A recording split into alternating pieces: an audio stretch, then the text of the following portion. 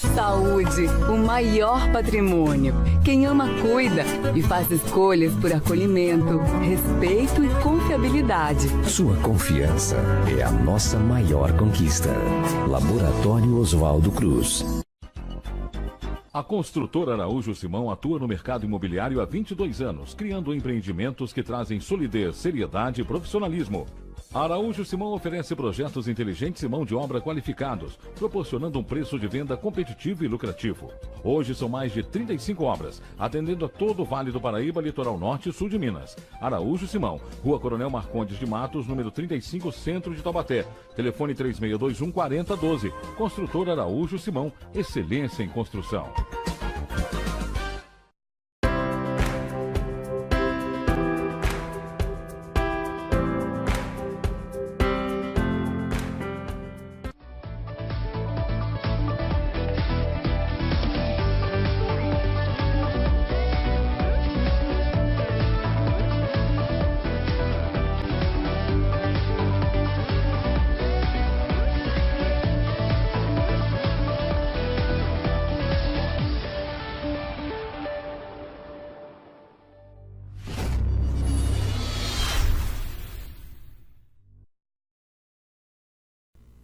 Boa noite, telespectadores da TV Cidade.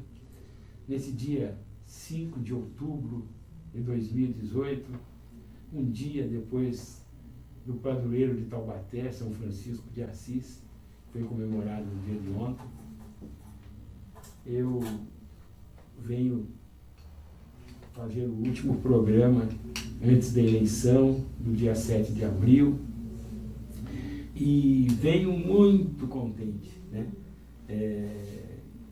Eu programei isso o tempo todo e deu certo, né? Eu pude estar recebendo aqui, nesse último programa, antes do dia de democracia, do dia 7, né? No antepenúltimo do dia aqui da nossa eleição geral. Eu tenho a honra de receber aqui 2 candidatos a deputados federais por Taubaté, e que eu pude escrever, está lá no Face, para quem quiser ver, nas redes, que 2 que representam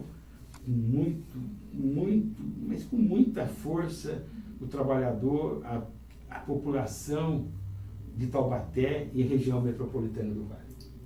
Eu deixei por último para receber, e estou recebendo aqui a Júlia Martim e o Fernando Borges.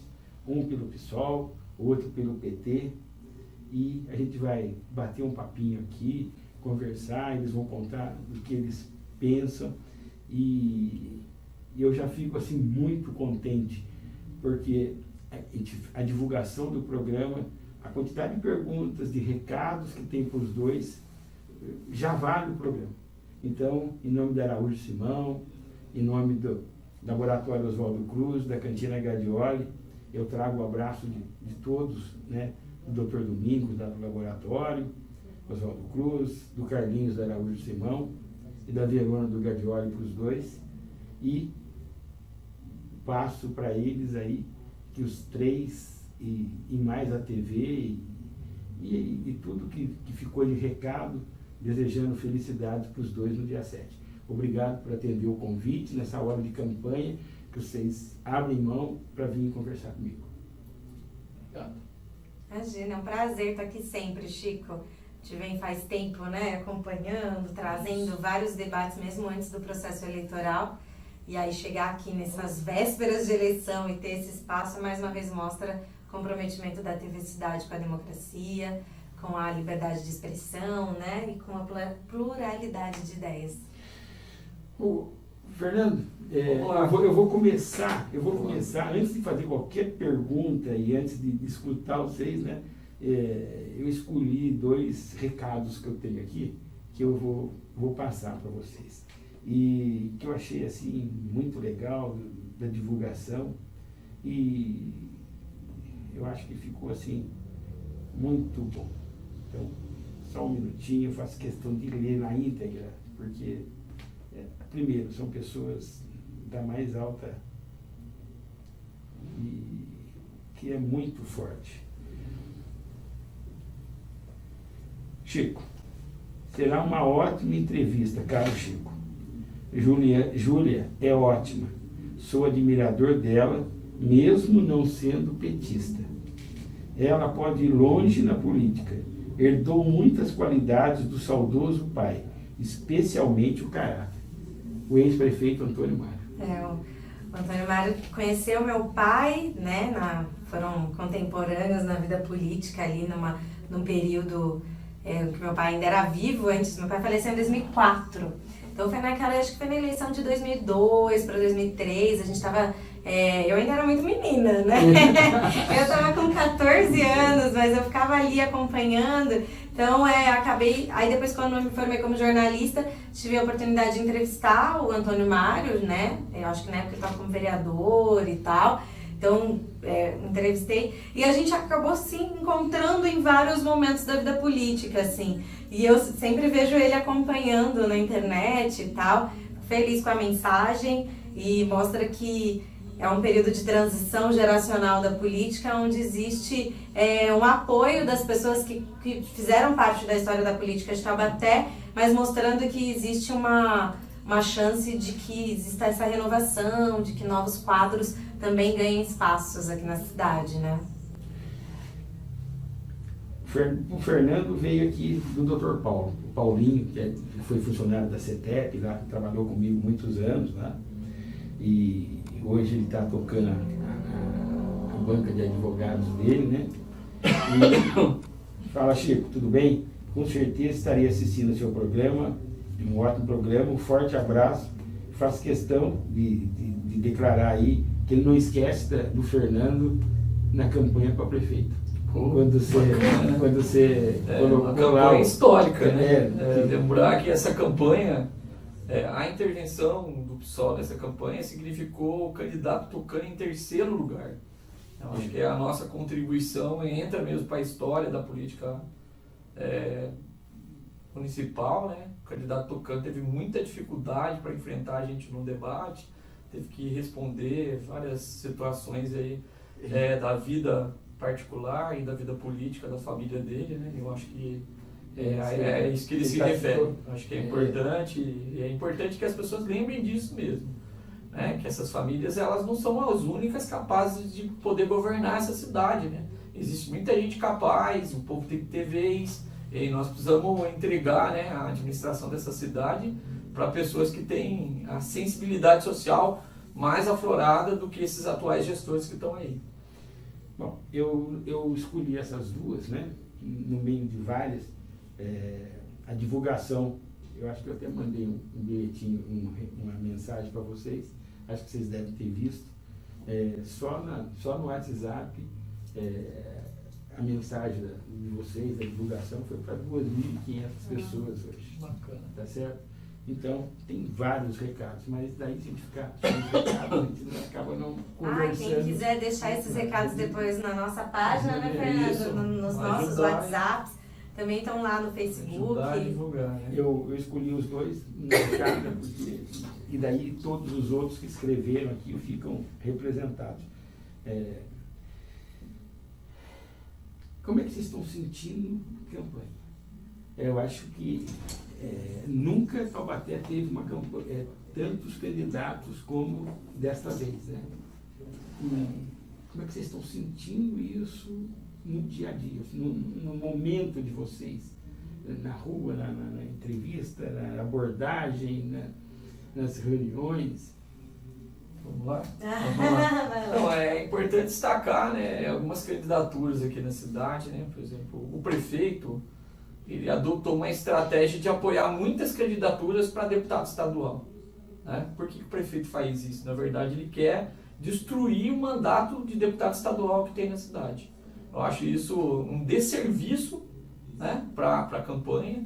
Eu acho que trazer candidato de fora e fazer campanha para esses candidatos de fora, gravando vídeo pedindo voto para esses candidatos de fora, eu acho assim muito ruim. Tem candidatos aqui, inclusive tem candidatos apoiados pelo próprio prefeito, né, que faça campanha para essas pessoas.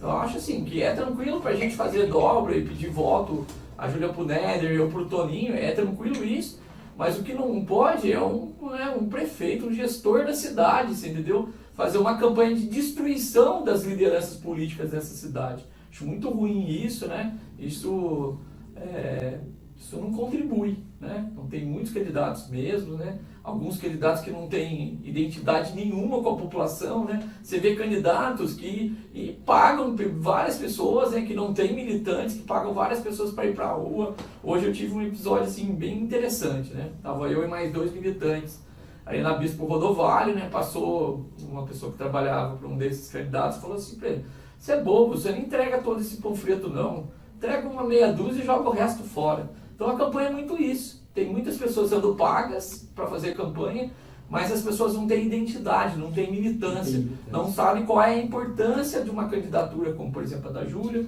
não sabem como é importante uma candidatura como a nossa. Então é uma campanha assim, de pouca militância, né? A população ela anda revoltada, né? As pessoas falam o nome de um determinado candidato para provocar as nossas candidaturas, mas é que nós temos identidade, as pessoas nos reconhecem, né? A gente pode pedir voto porque as pessoas olham, que ele ali é o Fernando, se ele deu aquela ali é a Júlia, né? Eles têm identidade com a gente pode ir para as praças, pode ir para os bairros, para as escolas, pode pedir voto porque nós temos contribuído para a construção política dessa cidade. Eu acho que é mais ou menos esse o panorama que a gente tem assistido aqui na cidade. É uma eleição de extremos, né, Chico? A gente está, ao mesmo tempo que se encontra muito carinho, muito acolhimento da população, que a população está sofrendo, a população está desempregada, impressionante, todo mundo que você vai conversar nas ruas, a pessoa fala, você vai fazer alguma coisa por emprego? Porque eu estou desempregada há tanto tempo, meu marido está desempregado, está todo mundo desempregado, a situação de pobreza em Taubaté está um absurdo e a responsabilidade disso é da crise do período de golpe, sim, mas também é da administração municipal. Então tem uma série de coisas. Ao mesmo tempo que você recebe muito carinho, muita gente te abraçando, muito apoio das mulheres, você também tem umas coisas complicadas, né? Ontem e hoje eu tive experiências bem difíceis. Fui ameaçada de morte por 2 vezes. E são ameaças... Ontem, entrando num comércio, ali pedi licença, posso entregar papelzinho e tal. Uma senhorinha de quase 80 anos falou... olhou o papel, falou, eu sou muito religiosa, acredito muito em Deus, mas se eu pudesse eu te matava, eu acho que vocês petistas todos têm que morrer. Ainda tentei argumentar, falei, mas se você é religiosa, Deus está para todas as pessoas, né? Deus está com todo mundo, Deus é misericordioso, perdoa, mas menos do PT. Do PT, Deus concorda que a gente vai lá e mate. Aí você fica pensando, né, se o candidato dessa senhora... o Coiso, que quer liberar as armas no Brasil, nesse caso, de repente, ela já tivesse uma arma, não teria ficado no âmbito da ameaça, né? Teria ido para a ação. E hoje a gente aqui no centro de Taubaté, ainda com a Kelly, que é uma companheira militante, que faz campanha pra gente, maravilhosa, amiga e militante. Ela também, um cara pegou um panfleto nosso, rasgou na frente dela e falou assim, se eu pudesse, matava vocês, eu não tô nem aí pra educação dos seus filhos, eu acho que todos vocês têm que se lascar, falou um palavrão, não foi se lascar, foi um pouco pior, né? Tô sendo aqui delicada com o que ele disse, mas falou assim, se eu pudesse, eu mesmo matava vocês. E o Coiso lá, que eu não gosto de dizer o nome, já encomendou um monte de cacetete, assim que chegar a gente vai sentar a porrada em todos vocês. Então você vê... que existem opositores sem argumentos, né? Norteados pelo ódio, pelo racismo, pelo machismo, pela homofobia. E é isso que a gente precisa se contrapor. No momento de ódio desse, a gente tentar trazer as propostas, tentar trazer os projetos, mostrar que a alternativa para o Brasil não é domingo depositar ódio na urna, mas é depositar esperança. Escolham pessoas que vocês acreditam que possam simbolizar esperança, né? E não catástrofe, ódio, caos. Eu vou passando, eu vou vendo também algumas coisas, eu vou passando. Nós estamos sendo assistidos nas cidades de Rio Claro e Porto Ferreira. Grande beijo. A Débora Azevedo está assistindo, o Gustavo Gambim, a Benedita Cesário, que foi aqui no Taubaté, mas ela está em Jundiaí agora. Benedita foi lá para Jundiaí, a gente está sentindo uma saudade danada dela aqui, Benedita. Está aqui assistindo, mandando um abraço. Benedita é uma das prejudicadas, inclusive, né? Benedita fazia um trabalho de coleta seletiva no bairro da Secap, né? para poder destruir o trabalho, né? Benedita é declaradamente uma petista, vota no PT, essas coisas, para destruir o trabalho da Benedita, tirou ela de um local que até hoje não encontraram uma finalidade para o local. E foi violenta a forma como fizeram, violenta, né? Queria registrar aqui, né, o repúdio para essas pessoas, né, que tiram pessoas que foram sorteadas nos apartamentos na base da força e da violência, tiram pessoas que desenvolvem trabalho ambiental na base da força e da violência, né? Então, eu não entendo por que esse ódio tão grande contra o PT, porque toda essa violência não foi praticada pelo PT, não foi praticada pelo PT, né? Então, não são os partidos de esquerda que praticam violência. Por exemplo, o nosso é o partido Socialismo e Liberdade, né? O socialismo é uma coisa para investir na população nas questões sociais, para dar condições para que a população viva melhor. E a liberdade faz parte da democracia, né? Nós defendemos alguns temas, inclusive, que passam pela liberdade, né? E queria deixar um abraço para a Benedita, porque contribuiu muito para a nossa cidade, né? A questão ambiental é fundamental, e encontraram nela uma adversária, né? E aí ela foi prejudicada por conta disso. Enquanto destroem o serviço de pessoas como a da Benedita, investem bilhões em empresas terceirizando o serviço na cidade de forma bastante complexa, oprimindo o trabalhador e a trabalhadora que faz isso já há muito tempo e garantindo investimentos à iniciativa privada. Então é tudo muito complexo aqui no município, né? Mas quando você fala nesse privado, aí hoje eu e o Fernando somos amigos, mas a gente acompanhou muito. E eu, né, em cima das denúncias do Fernando, que eu ajudei esse prefeito, eu fui um dos coordenadores de campanha dele naquele momento. E acho que eu fui o primeiro a brigar com o Fernando. Fernando, para com isso. E isso lá na porta do direito, na 9 de julho. Na 9 de julho, e também um dia que o governador estava aqui ainda na pré-campanha. Na porta do batalhão. Na porta do batalhão. Isso. Quer dizer, e o Fernando já naquele momento já falava que tudo isso era uma fraude que vinha. A gente não conseguia saber dentro da campanha.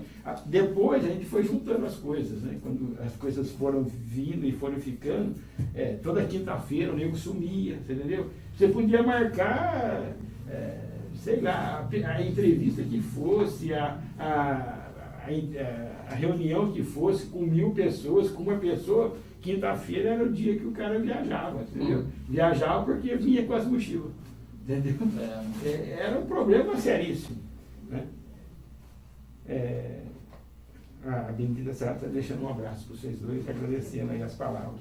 E a Débora também, lá de Rio Claro, também dizendo que o Irineu Grande também está lá assistindo em Rio Claro. Gustavo Gambini, Irineu, é um clube eles têm um clube lá de motociclistas e está lá na sede deles, ligado lá. Né? Prazer, depois vocês puderem curtir a página também do Fernando, a minha, porque a gente estreita mais a relação, saber mais sobre os trabalhos que vocês fazem por aí. Então, quando eu perguntei da campanha para vocês, eu tenho uma coisa na minha cabeça, e hoje, quando a gente fez a divulgação, hoje não, né? Já fizemos a divulgação desde terça, né, Dimos, que nós estamos divulgando, né? No Face, no Instagram, né? Tudo que nós pudemos usar, nós usamos para vocês dois. A gente quer a cidade representada na Câmara Federal. Nós precisamos bem disso. Representada, não só representada. Exatamente. Basta ter representante, porque às vezes o representante vota contra nós, vota contra o trabalhador, vota contra a educação, então não serve para nada. Esse tipo de representante, inclusive, a gente orienta para que não volte a ser deputado. Então, eu acho que a população tem uma decisão muito importante, porque votar pura e simplesmente, né, porque é daqui também não é verdade, que todos os candidatos daqui mereçam o seu voto. Sim. Exatamente. Então, Fernando, quando eu fiz essa pergunta, exatamente em cima mais ou menos disso. Por exemplo, tem várias, né, nessa divulgação que a gente fez, várias afirmações. Por exemplo, gente que não conhecia o seu currículo. faltando 2 dias para a Sim. eleição, achou seu currículo maravilhoso. Que bom, que bom. Quer dizer, o cara não sabia, outro que não sabia que o Fernando estava na POS, que ele era dirigente da POS, e a professora aposentada. A gente sabe que existe uma série de questões, né? Primeiro, no meu caso, é a primeira candidatura que eu tenho, então é muito difícil conseguir numa estrutura, que também é o caso do Fernando, campanhas que são extremamente mais baratas, com investimento infinitamente menor, e pautada principalmente, construída principalmente por militantes, é muito mais difícil que a gente consiga chegar a todas as pessoas do estado de São Paulo, né? Até para que as pessoas possam ter a opção de votar na gente, elas precisam saber que a gente existe, né? Então a gente tem feito um trabalho sobre-humano de rodar a cidade de manhã, de tarde, de noite, dormindo pouquíssimo, todos os dias, nos últimos 45 dias, mas também no período de pré-campanha, para tentar contar para as pessoas o que está acontecendo e explicar, né? Essa reforma política, Chico, ela foi uma reforma política que privilegia quem já tem mandato, quem é muito rico, porque ela permite o autofinanciamento, e quem tem muita relação com empresa, porque mesmo não podendo ter CNPJ, empresa tem dono que tem CPF. Lógico, né? É muito importante. Né? Então tem partidos aí que tem um financiamento imenso e ele com pode, ele pode pôr 10% do que ele declarou. Do que ele declarou. Então, dizer, se o seu amigo declarou milhões, que eu faço. A situação do financiamento ela é tão crítica que nós temos aqui na nossa cidade, né, uma candidatura que absolve grande parte do fundo partidário do partido dela. Como o marido dirige o partido, lógico, ela é esposa do principal dirigente estadual do partido, ela tem mais de R$1,5 milhão no fundo partidário. Ou seja, as pessoas que vêm, bandeiras, gente passando, colocando santinho dentro da caixinha todos os dias, precisam saber que são elas mesmas que estão pagando a campanha.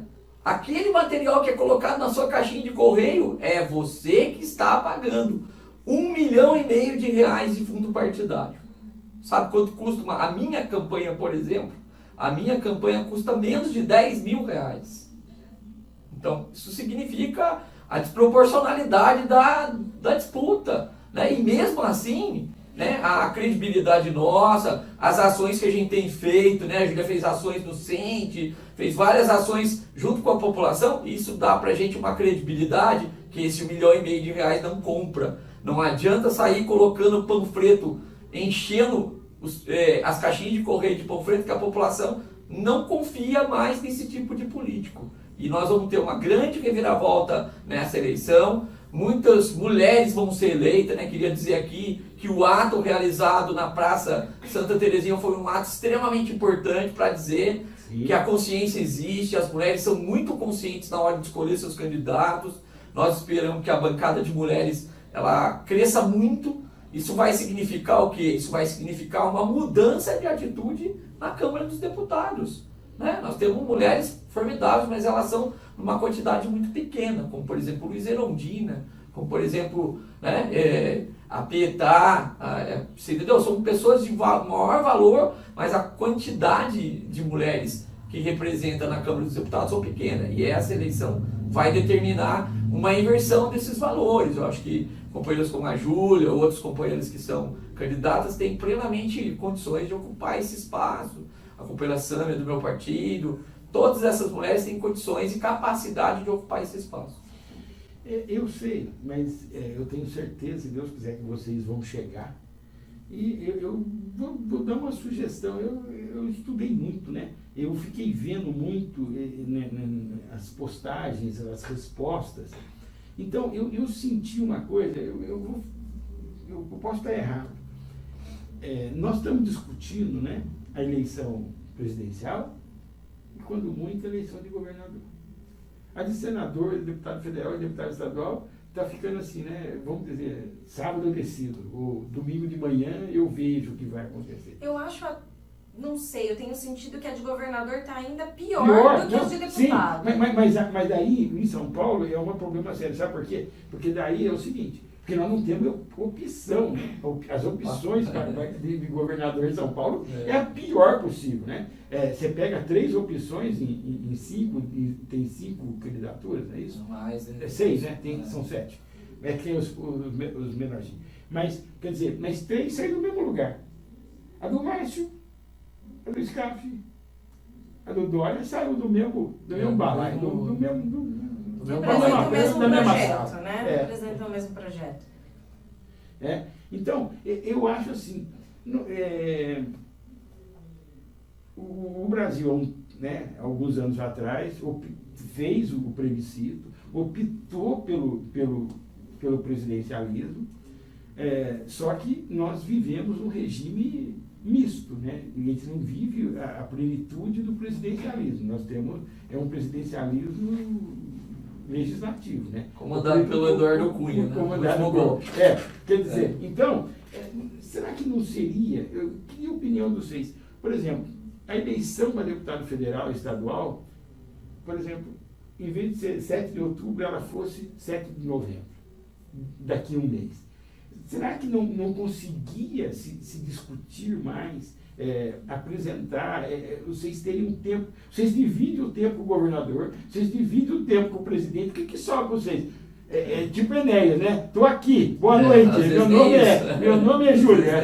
Muito, né? Na verdade, Chico, essa é até uma proposta, mas eu acho que ela não soluciona. Seria uma medida paliativa, né? Quando a gente tem, primeiro, que uma democracia muito nova. Se citou o presidencialismo, é muito recente e que foi interrompida já. Então, desde 2016, nós não vivemos num regime democrático no Brasil. A gente vive num regime de golpe de Estado, um estado de exceção, né? Que é organizado e articulado pelos 3 poderes mais a imprensa, né? Junto com o 4º poder. Então tem todo mundo num grande acordo, como disse o Jucá, um grande acordo nacional com o Supremo e com tudo. E é esse o regime do grande acordo nacional que nós estamos vivendo. Então já não há democracia. Segundo ponto do ataque à democracia é que essa própria eleição ela não é democrática como deveria ser, já que o candidato com mais intenção de votos nas pesquisas é um preso político que, colocado de forma veloz, histórica, com uma velocidade histórica de julgamento, né, na cadeia,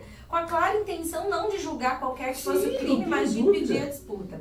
Agora, como que a gente soluciona essa questão? A reforma política, ela precisa discutir, por exemplo, é uma das propostas que eu tenho, que a gente quer levar esse debate, como funciona a representatividade. Se a gente está num modelo de democracia representativa, a gente precisa avançar para um modelo de democracia participativa. Avançando para um modelo de democracia participativa já faz com que a população se dê conta e se conscientize mais do papel dos parlamentares. Um outro momento é discutir um pouco a questão da proporcionalidade, de como o voto é feito, se é feito pelo candidato, se é um voto em lista, a gente defende o voto em lista. Discutir o financiamento, como o Fernando falou, discutir como é o financiamento de campanha, o PT particularmente, defende que exista financiamento exclusivamente público, né? Que seja infinitamente menor e dividido de forma 100% igualitária entre as candidaturas para dar o direito à competição de igual para igual, porque eu queria ver a outra candidata com 10 mil. De igual para igual. Disputar com o trabalho que a gente tem na sociedade, com o mesmo patamar, né? Então, discutindo essas coisas, você já consegue avançar. Porque só mudar a data poderia colocar os holofotes, mas iria colocar os holofotes para quem tem uma diferença imensa de financiamento, para quem já tem mandato, deixa mulheres, e nós também somos favoráveis à discussão de cota de cadeiras, de reserva de vagas no parlamento, e não só de candidaturas, porque historicamente é provado que mesmo com direito, imagina, de ter 30%, tem direito de ter muito mais, mas um mínimo de 30% de candidatura, você não consegue avançar para o aumento da efetividade de mulheres eleitas. Então é preciso garantir que exista direito ao assento. Então tudo isso são coisas que precisam ser debatidas de forma complexa, não como o Alckmin tem falado por aí, né? Vamos fazer reformas rápidas. Gente, reforma não é pastel. Parece que é reforma de reparo, né? Passar uma massa, aí tampa os buracos, né? Faz uma coisa assim, mais ou menos meia boca, né? Na verdade, essa é a política do PSDB, né? De fazer políticas assim que não resolvem o problema da população, né? Cria políticas educacionais, 4, 5 anos depois já muda toda a política, rasga todo o material e já começa com outro material. Na verdade, por exemplo, a educação, ela rege os interesses do mercado. É o mercado que dita o que a educação pública, por exemplo, no estado de São Paulo tem que fazer, né? Dizer da reforma política também que nós precisamos ter limite para os mandatos. Tem que ter 2 mandatos e depois ficar um mandato descansando, você entendeu? Articulando, voltar para as bases, voltar para a sala de aula, para poder dar aula, você entendeu? Voltar para as bases para poder fazer trabalho e ver o resultado daquilo que você produziu. E quando rediscutir os privilégios, vai cair muita quantidade de candidato querendo ganhar a eleição. Entendeu? Sim. Primeiro tem essa questão. Quando você conseguir fazer, o PSOL tem uma proposta, tem até feito isso de forma prática, né? De o salário dos parlamentares equiparados aos salários de professores universitários, né? Sim. Mas quando você conseguir, eu já tenho uma proposta um pouco até que vai além, né? Que vai de acordo com a categoria da pessoa. Então eu, como jornalista, ganharia um salário da minha profissão enquanto jornalista e teria um mínimo, Sim. né? Para as pessoas que não tiveram ali, não tem uma categoria definida. Mas quando você acabar com esse monte de benefício, com auxílio moradia para quem já tem casa, para quem é dono de condomínios inteiros, né? De prédios inteiros, de construtoras inteiras. Viu, Chico? Nós temos uma experiência, por exemplo, que nós temos que destacar aqui, né? Foi um mandato eleito no PT, mas depois passou o PSTU. O funcionamento lá era o seguinte: você é o quê? Você é um professor? Seu salário mensal é de 3.500, tá? 3.500 é seu e o restante nós vamos construir a politização da nossa base. Se utilizava isso para construir a politização. Acho que tem que partir para isso. Receber o salário que já recebe. Eu quero ver se essas pessoas vão se interessar, né? Mas isso também precisa discutir bem, porque o salário, diante daquilo que esse povo está fazendo em termos de corrupção, o salário é aperitivo. É aperitivo. Sim. Esses caras não estão preocupados propriamente com o salário, eles estão preocupados com os negócios que eles vão fazer com a iniciativa privada. Né? Então, por exemplo, você tem um parlamentar que representa o agronegócio, aquilo que ele recebe de salário é infinitamente pequeno perto daquilo que ele recebe de incentivo para poder votar as coisas de interesse do agronegócio. Então, nós precisamos ter cuidado com isso, né? E precisamos também fazer uma intervenção no judiciário, né? O judiciário anda nadando de braçada, né? Anda determinando, determinando algumas coisas, como por exemplo a prisão do presidente Lula, né? Prender uma pessoa que está em primeiro lugar na pesquisa, aclamado pelo povo, porque alguns setores da política querem, porque o judiciário mantém, né? O mesmo judiciário que mandou prender o Lula, né? Reverteu uma discussão, uma decisão municipal que afastava o atual prefeito dos seus direitos políticos. Ficou 112 dias fora do cargo. Depois de ser votado 4-3, ele conseguiu reverter com a troca de um ministro. Uma coisa estranha, né? Uma regra para o presidente Lula, uma regra diferente para um tucano. Não é isso? Então, acho que é isso. sobre esse assunto, você falou da reforma política, judiciária, aí chegou uma mensagem do Adriano Silva, aqui do Barreiro. Ele pediu para vocês um comentário, eu achei muito interessante. O candidato do PSDB a presidente da República deveria ser, vocês imaginam, para ele, né? 3 pontinhos, a presidência? Ele colocou o nome, tá aqui. Deveria ser o Gilmar Mendes. Isso. Nada mais justo pelos serviços prestados aos caciques e membros do partido. Se fosse por mérito, né? Mérito. O PSDB, ele vive, recentemente eles admitiram publicamente que aprovaram as pautas bombas que prejudicaram o Brasil para poder tirar o PT da presidência, para dar o golpe, ou seja, eles admitiram que foi golpe, admitiram que prejudicaram a população para fazer isso, aprovando as pautas bombas, e que esse foi o maior erro do partido, porque prejudicou o processo democrático. É fácil querer pagar de bonzinho agora e dizer, a gente faz autocrítica, quando na verdade isso é feito só porque a população percebeu que foi golpe e que tudo que foi feito está prejudicando o povo. Então eles estão vendo que quem estava do lado era o PSDB, e aí o PSDB entrou, se afundou, né? O Alckmin, ele perde espaço para um candidato fascista,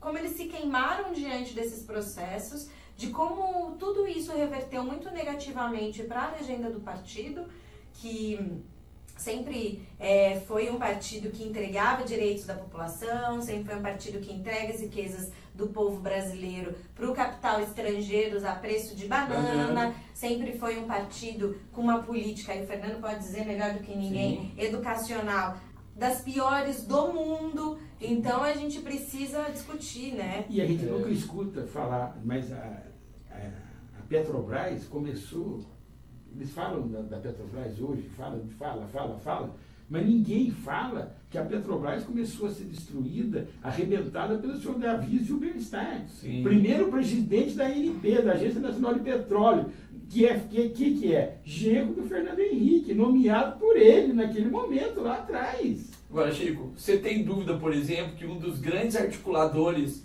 da venda do pré-sal para os americanos é José Serra? Não tenho nenhuma. Você tem dúvida, por exemplo, que o PSDB é o partido que mais se dedica a vender as riquezas nacionais para o exterior? Vocês têm dúvida que o PSDB destrói a educação pública no estado de São Paulo porque ele quer que as empresas ganhem dinheiro com a educação pública no estado de São Paulo? Nós não temos dúvida. E o PSDB vai ser reduzido a pó nessa eleição. Nós vamos derrotar, a esquerda vai derrotar Dória no estado de São Paulo, vai derrotar Alckmin, vai fazer com que o Aécio não seja nem eleito no estado de Minas Gerais e possa responder, inclusive, aquele helicóptero de cocaína que até hoje não foi apurado no estado de Minas Gerais. É isso que a gente quer, né? É isso que a gente quer. Ao invés de tirar um candidato da disputa democrática, né, para presidente do partido, nós queremos que apure os escândalos do metrô, os escândalos da educação, da FDE, né? Nós temos um escândalo que Taubaté participa efetivamente do escândalo, nós queremos que apure, mas para apurar escândalos do PSDB nós não temos disposição nenhuma, né? Para tirar o presidente em primeiro lugar das pesquisas, aclamado pelo povo, tem uma disposição muito grande, né? Nós não queremos que alguns partidos, algumas lideranças tenham privilégios, tenham regalias. Nós queremos que as pessoas sejam tratadas da mesma forma. Interessante isso que o Fernando está dizendo, porque você falou sobre os candidatos ao governo do Estado. Para a presidência da República, o PSDB se afundou, já era, está fora do jogo. E aqui no Estado a gente tem o PSDB e a gente tem o SCAF. E é importante que a população saiba, que todo mundo reflita, que o SCAF foi o cara que financiou toda a tragédia que a gente está vivendo no Brasil hoje. Se a gente está vivendo esse desemprego, se a gente está vivendo uma imensa crise política, se a gente está vivendo um aumento do fascismo, a desinformação, o ódio, a guerra, a classe política de uma forma desorganizada a partir de um ponto de vista da elite, quem pagou tudo isso foi o SCAF com a história do pato, e quem está pagando o pato, na verdade, é o povo. E aí, quando você pensa, eu sou voto, né, e defendo muito a candidatura do Marinho, tenho um profundo respeito pela candidatura da Lisete, que é uma pessoa extremamente qualificada, tem enriquecido os debates e a discussão de forma brilhante, é uma mulher de luta, e a gente pede para que a população enxergue o que está acontecendo, né? Se como tá ruim, não pode votar no Dória. Se a crise no Brasil está afetando a vida de todo mundo, não pode votar no cara que é a favor dessa crise, que financiou essa crise. Vamos ver opções que estejam ao lado do povo. A gente tem duas, que é o Marinho e a Lisete. Acho que não tem dúvida sobre isso. Hoje nós tivemos uma publicação extremamente preocupante, né? A manifestação do SCAF para o segundo turno. O SCAF diz que vai apoiar o Coiso, né? É lamentável isso, né? Lamentável, né? Então, assim, é lógico que essas coisas, as pessoas falam uma coisa no dia, no outro dia elas já falam outra coisa, é muito fake, muita publicação na rede social, lamentável isso, né? Já que a gente não esperava muita coisa do candidato criador de pato aqui no estado de São Paulo, né? O que nós vamos esperar dessas pessoas, né? Faz política educacional no SES porque cobra das pessoas que estudam no SES. Então, é muito ruim isso, né? Tem gente que cria expectativas desses falsos novos modelos. Na verdade, eles representam uma continuidade do tocanato, né, que leva o São Paulo a ter, mesmo tendo a maior arrecadação entre os estados, leva a ter uma das piores educações que tem no Brasil. Então, não dá para ficar esperando mais, né? A candidatura da Lisete, né, eu queria resgatar um pouquinho algumas vindas da Lisete aqui, né? No governo Peixoto, a Lisete esteve aqui discutindo, sabe o que, Chico? Sistema apostilado. Ela estudava aquele escândalo que teve naquela empresa de Curitiba, né? Ela estudava, veio aqui contribuir no debate. Agora, ela voltou há pouco tempo atrás, aqui antes da campanha, para discutir a base nacional curricular, né? E daí... Aliás, naquele encontro, teve pelo menos uns 3 lá que teve infarto, né, aquele dia. Teve muita gente que está infartando com a gente, né? Nós já levamos uma denúncia, né, para o Ministério Público e para o GEDUC em São Paulo, através da POSP, né? Tem gente que está fazendo reuniões aí para fazer, né, para deixar de atender a demanda de creche e passar a atender uma demanda que é do governo do Estado. Né? Nosso prefeito perde a noção. Já que ele não tem mais respeito com a justiça, né, que ele já reverteu um afastamento político que ele teve em Brasília, ele acha que pode tudo. Ele acha que pode deixar uma fila. Imagine 1.600 mães na lista de espera da creche e agora ele se dá o luxo de querer oferecer ensino médio, que é papel do governo do Estado. Então, nosso prefeito é assim, ele faz as coisas da cabeça dele. Né? Congela o pagamento de hora extra, de férias.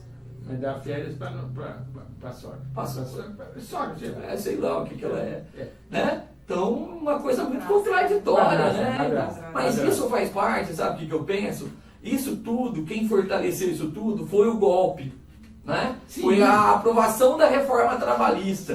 Quando, né, a pessoa que ajudou a aprovar a reforma trabalhista vê os gestores fazendo isso com o trabalhador, vê os gestores criando um regime de escravidão para os funcionários da FUST, não é isso? A pessoa que ajudou a aprovar essa reforma, ela deve chorar de vergonha, porque tem um mandato de deputado federal, a Júlia queremos, mas para fazer essas coisas, me desculpe, né? Precisa pedir desculpa para a população, precisa se afastar, né, da disputa política, porque é uma vergonha mesmo, tá? Precisa inclusive voltar para a sala de aula, né? Porque trabalhador, né, na verdade, quando ele comete muito equívoco, ele precisa voltar para a sua base, para conversar com as crianças, conversar com os professores, para poder começar a vida política de novo. Se envergonhar ainda tá bom, o problema é que tem isso.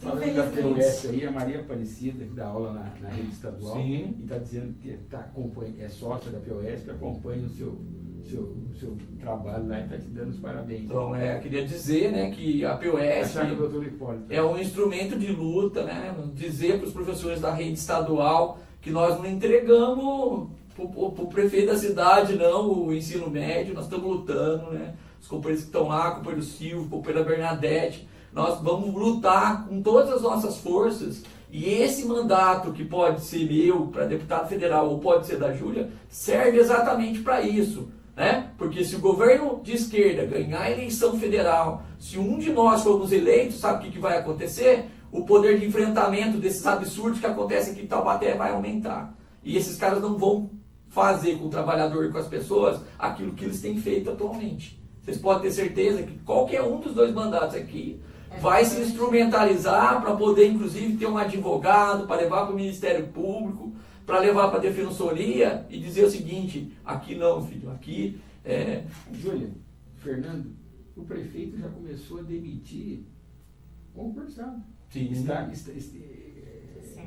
Servidor estável. Sim. Já demitiu.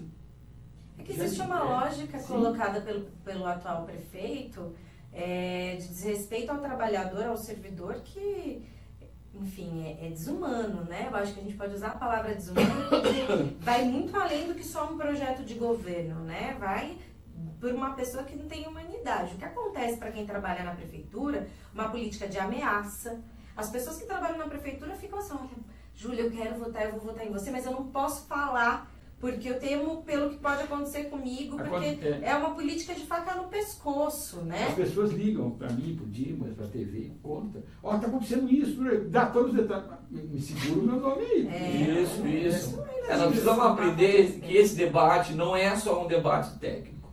Não adianta a gente ter um vereador extremamente competente na elaboração técnica das coisas e não fazer movimentação política. Nós precisamos ensinar esses servidores municipais a fazer a movimentação política, a queimar o filme desse prefeito, não é isso? A encher, ficar lotar de frente com a prefeitura e manifestar sua indignação. Eu recebi uma denúncia que a FUST, que está próximo a quebrar, tem mais de 70 denúncias trabalhistas. Você sabe quem deu força para que uma empresa como essa, quer dizer, uma entidade como essa, pratique violência contra o trabalhador? A reforma trabalhista. Né? Mais uma vez, amparado na reforma trabalhista, a FUST deita e rola. Nós temos funcionários da FUST que há 6 meses trabalham e não são registrados. Nós temos funcionários da FUT que sequer tem tempo para almoçar na cidade, nas escolas municipais. E as pessoas, através do assédio, ameaçam. Não tá bom para você? Nós vamos mandar você embora. Né? Então, na verdade, nós precisamos lutar contra isso. Nós precisamos lutar, nós não podemos aceitar. Esses dias o prefeito tentou debater um plano de carreira dos servidores municipais. O plano de carreira deveria chamar plano do assédio moral. Né? Devia ter vergonha de apresentar um plano de carreira desse para o servidor. Cabrito França está assistindo, deixando um abraço para vocês dois. Obrigada, Cabrito, grande parceiraço. A Júlia se expressa muito bem. Parabéns para ela e boa sorte nas eleições. Mensagem de quem? Lá de Rio Claro, a Débora. Obrigada, Débora. Entra lá na página para você ver os vídeos que a gente está fazendo sobre as propostas para domingo, para o mandato, mas que a gente consegue aí no domingo. A gente conta com o apoio do pessoal aí de Rio Claro para conseguir todos os votos necessários, que não são poucos, né? Espaços como esse ajudam candidaturas como a minha do Fernando, que tem uma quantidade financeira infinitamente menor que as outras para trabalhar, mas que tem projeto para falar. Sem dúvida. Dona Marli Luiza, também ligada à educação, que foi dona da escola Vermelho e Branco do lado, ali no Santa Clara. Sim. Ela está deixando um abraço para vocês também. Abraços. Que está acompanhando aqui. Bom, eu queria falar um pouquinho sábado. Foi muito emocionante, né? Principalmente sabendo uma cidade, né? Como que é Taubaté, que é uma cidade muito, muito fechada. Até a vanguarda falou em 500 pessoas, eu tenho certeza. Apesar 2.500 tinha muito mais. Apesar de eu estar aqui na TV, eu continuo engenheiro. Eu sou engenheiro. Meu crédito está em dia, eu continuo trabalhando. E eu fiz um cálculo e é isso. A vanguarda falou em 500. Então, eu queria que vocês falassem um pouquinho, porque foi maravilhoso. Sábado à tarde, foi emocionante, né? Dimas estava lá, a TV cobriu, enfim, muitas pessoas que não foram, mas saíam nas sacadas, manifestavam apoio. Eu queria que vocês contassem. Chico, você sabe que desde que eu lancei essa candidatura, muitas vezes eu escutei, Júlia, você é muito feminista, né? Não fala muito isso, porque aqui em Taubaté é uma cidade muito conservadora e tal. E aí eu encontrei com algumas dessas pessoas no sábado e falei, gente, eu tô falando, quando a gente fala em igualdade de gênero, é porque existe, porque é importante a gente dizer que se lotou, se teve tudo isso de pessoas nas ruas nos sábados, foi através do protagonismo das mulheres. Esse ato começou a ser organizado por um movimento chamado Mulheres Unidas contra Bolsonaro, que foi um movimento que cresceu no Brasil inteiro. Então foram milhões de pessoas em várias cidades do Brasil que foram às ruas. E aqui em Taubaté nós tivemos um grupo no WhatsApp, várias mulheres de vários partidos, de vários movimentos, ou de nenhum movimento, mas indignada com o que está acontecendo. Nós organizamos tudo, desde o som, ponto de encontro, estrutura visual, né? Faixa, quem faz a faixa, quem leva, quem que vai apresentar, como que a gente vai fazer. Foram dias e dias ali, fizemos reuniões de organização, né? Elas se reuniram, sentaram para sair aquele ato. Então, um ato desse não sai do nada.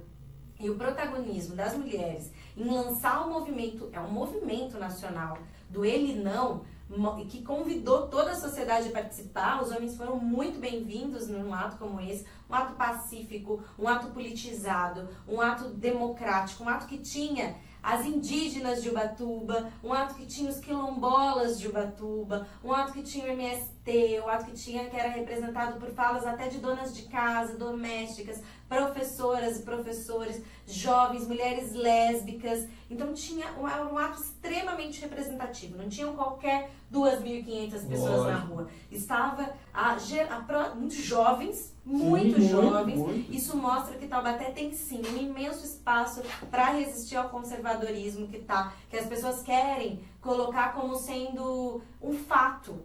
Eu não me conformo com isso sendo um fato. Então as pessoas falam assim, você tem que ser mais branda no discurso para dialogar. Não, eu tenho que ser mais resistente, mais firme no discurso para me contrapor a esse conservadorismo, que é um conservadorismo que mata mulheres, que mata o povo negro, que mata o povo LGBT, e como que eu vou me conformar ou dialogar com um conservadorismo como esse, né? É importante, eu queria registrar também, né, que eu participei como segurança, como anjo. E eu também. E assim, muito também. porque a gente sabe que qualquer tipo de violência pode acontecer nesses dias onde um dos candidatos é o grande propulsor, né, de intolerância, de ódio, de violência. Eu queria destacar um momento importante, né, quando a caminhada saiu da Praça Terezinha e parou em frente à Delegacia de Mulheres, né. Uma das grandes criticações é que essa Delegacia de Mulheres fica aberta no final de semana, então constatou ali com todo mundo presente, né. Queria dizer que esse movimento é um movimento extremamente organizado, vitorioso, né, que foi maior, inclusive, que é um movimento feito de manhã em São José dos Campos. Nós temos que constatar, Taubaté não tem tradição de organizar tantos movimentos, mas especificamente nesse, organizou de uma forma muito importante, né, com várias falas extremamente importantes, a presença do defensor público, né, e assim, uma grande provocação é isso que a gente tem que fazer, porque, na minha opinião, a eleição presidencial ela não acaba domingo, nós precisamos levar esses movimentos, essas caminhadas para a periferia de Taubaté, né, para poder, aquela jovem que mora na periferia, poder ter contato com essas falas, com esses discursos, extremamente importante para a formação. Nós tivemos alunas que participaram desse evento. Quando as alunas voltam para a escola, a formação dela está ampliada, contribui para a formação dela. Então nós queremos, através da PUESP, dizer excelente organização, e nós precisamos ter movimentos iguais a esse para mulheres, para a educação, para a saúde, para os servidores municipais. Nós vamos caminhar e mostrar para essa população que não é dessa forma como o poder público está fazendo que as pessoas querem. Nós temos gente aqui de Tremembé, Silvio Beninoto Júnior assistindo, mandando um abraço para vocês. Luiz Alves dos Santos, Caraguatatuba, também presente. Região toda. Tá? Região toda aí, deixando um abraço. Eu já estou com a luz vermelha acesa, né? Não parece isso, né? Ainda bem que é a luz vermelha, né? Se luz azul, você estava perdido. Tá complicado. Então eu queria que vocês, mais ou menos, fossem 13h20, está aqui. 13h20. 50h16. 50h16 está ali. Eu queria que vocês fossem preparando aí a despedida, porque o meu amigo Boni lá não vai deixar eu ficar no ar. Mas, 1 minuto para encerrar? Não, um para cada um. Um para cada um? Então vai lá, Fernando. Vamos lá. Então eu queria dizer primeiro que eu não estou acostumado a fazer despedida, estou acostumado a falar até logo, né? Porque nós vamos continuar na luta. Sendo eleito ou não, nós vamos estar presentes nas lutas, na PUESP, de todos os setores, do setor político, nós vamos estar presentes. Então o povo não vai se desfazer. Se a gente tiver poucos votos, ainda assim no outro dia nós vamos estar de cabeça erguida, indo para as ruas, militando, porque esse é o nosso papel, né? Eu queria defender aqui a candidatura minha para deputado federal, né, 50-16, queria defender aqui a candidatura do professor Toninho Vespri, 50-650, as duas candidaturas do Senado, né, Daniel Cara, 505, Silvia Ferraro, 500, a candidatura da professora Lisete Arelalo, a única mulher candidata ao governo do estado de São Paulo, e a candidatura de Guilherme Boulos. Gente, Guilherme Boulos é um candidato extremamente competente, né? Extremamente competente, e dizer que no segundo turno todas essas pessoas, todos os nossos militantes, vai estar nas ruas contra o fascismo. Nós vamos ajudar a derrubar e a derrotar o fascismo nesse país. Vocês podem contar com a gente, o campo de esquerda vai poder contar com esses militantes para derrotar o fascismo no segundo turno. Pessoal que está no Facebook, pessoal que está assistindo a gente pela TV, então se a gente estiver meio vesguinho, porque falando para duas câmeras. Sim. Eu quero convidar todo mundo a conhecer mais sobre o nosso projeto, né? O nosso site é www.votejulia1320.com.br. São muitas propostas, a gente defende muito além do que é uma candidatura só de gênero ou só jovem, tem debates fortes em defesa do SUS, pela geração de emprego, da reforma agrária popular. A gente acredita que até domingo tudo pode acontecer. Se cada pessoa que está aqui assistindo, que se convence desse processo, conseguir mais 10 votos, mais 20 votos, a gente consegue chegar lá porque existe eleitor para conseguir representar, eleger representantes do povo. Então eu estou muito contente de ter participado, de estar participando da eleição, porque é um momento, porque a gente está na rua todos os dias, a gente constrói movimento popular todo dia, a gente faz a luta todos os dias, mas na eleição a gente tem uma oportunidade a mais, como espaços como esse, para construir propostas, para dialogar com o povo e para expor ideias. Eu tô com o Luiz Marinho, 13 para o governador do estado de São Paulo. Esse ano a gente vota em 2 candidatos ao Senado, né? As minhas sugestões é o Eduardo Suplicy, um grande amigo, companheiro, pessoa com quem tive a honra de trabalhar.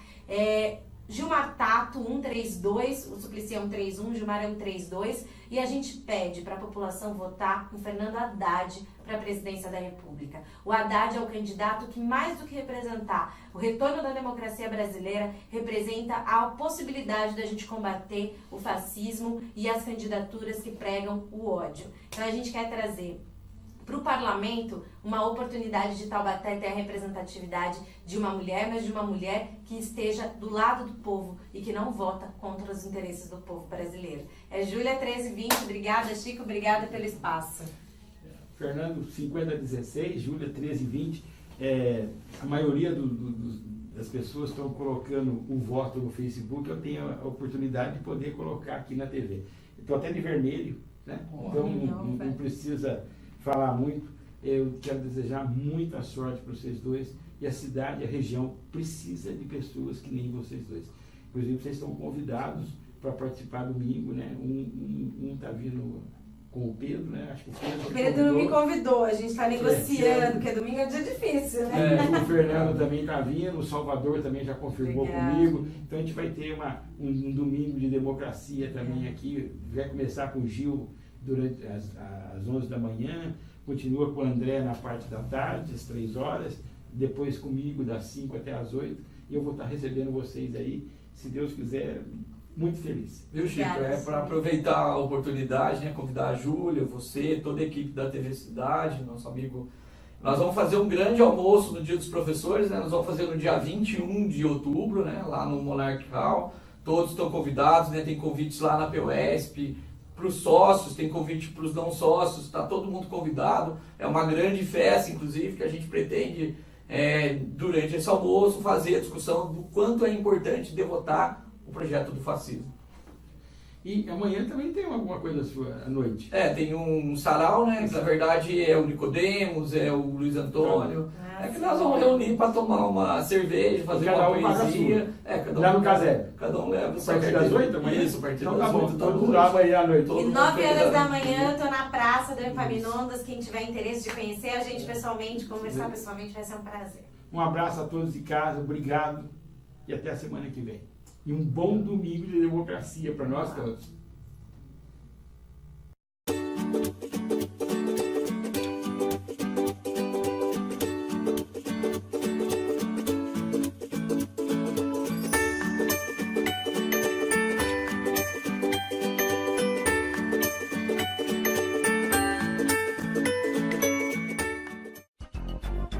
A construtora Araújo Simão atua no mercado imobiliário há 22 anos, criando empreendimentos que trazem solidez, seriedade e profissionalismo. A Araújo Simão oferece projetos inteligentes e mão de obra qualificados, proporcionando um preço de venda competitivo e lucrativo. Hoje são mais de 35 obras, atendendo a todo o Vale do Paraíba, Litoral Norte e Sul de Minas. Araújo Simão, Rua Coronel Marcondes de Matos, número 35, Centro de Taubaté. Telefone 3621-4012. Construtora Araújo Simão, excelência em construção. Saúde, o maior patrimônio. Quem ama, cuida e faz escolhas por acolhimento, respeito e confiabilidade. Sua confiança é a nossa maior conquista. Laboratório Oswaldo Cruz.